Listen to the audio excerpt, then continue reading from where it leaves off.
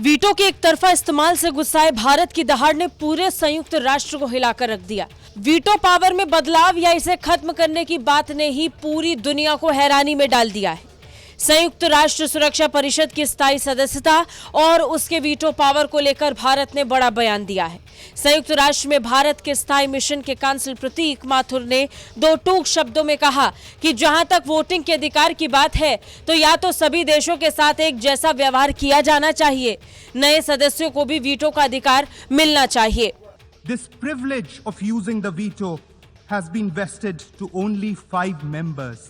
As rightly called out by our African brothers and sisters, this goes against the very concept of sovereign equality of states and only perpetuates the mindset of the Second World War. Either all nations are treated equally in context of voting rights, or else the new permanent members must also be given the veto. Bharat ने कहा कि veto का इस्तेमाल करने का विशेष अधिकार केवल 5 देशों के पास है।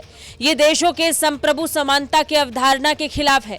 ये द्वितीय विश्व युद्ध की मानसिकता को ही आगे बढ़ाता है, जिसमें विजेता को ही सब कुछ मिलता है। Over the past 75 years, all 5 permanent members have used the veto to achieve their respective political ends. वहीं भारत ने जम्मू कश्मीर की संप्रभुता को लेकर सवाल उठाने वालों को भी करारा जवाब दिया। ये जवाब पाकिस्तान और चीन के लिए था। उन्होंने कहा कि जम्मू कश्मीर और लद्दाख हमेशा से भारत के आंतरिक और अभिन्न हिस्से के रूप में सामने आया है और आगे भी रहेगा। इस तथ्य को किसी भी देश का प्रोपेगेंडा झुटला नहीं सकता। The Union territories of Jammu and Kashmir and Ladakh were, are and will always be an integral and inalienable part of India. बता दें, संयुक्त राष्ट्र सुरक्षा परिषद के 5 स्थायी और 10 अस्थायी सदस्य हैं। 5 स्थायी सदस्य देश अमेरिका, ब्रिटेन, फ्रांस, रूस और चीन हैं। भारत अभी अस्थायी सदस्यों में है। वैश्विक चुनौतियों और जिम्मेदारियों को देखते हुए भारत लंबे समय से संयुक्त राष्ट्र और यूएनएससी में सुधार की मांग उठा रहा है।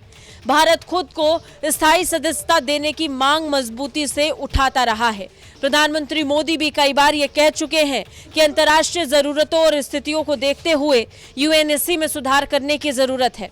दरअसल 5 स्थायी सदस्यों के पास वीटो का अधिकार होता है।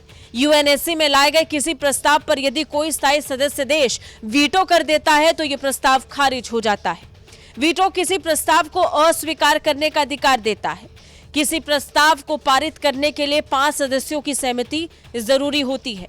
भारत की स्थायी सदस्यता का समर्थन अमेरिका, ब्रिटेन, फ्रांस और रूस कर चुके हैं। केवल चीन ही है जो भारत की स्थायी सदस्यता का विरोध करता आया है। चीन नहीं चाहता कि भारत को वीटो पावर का अधिकार मिले। ब्यूरो रिपोर्ट, भारत तक।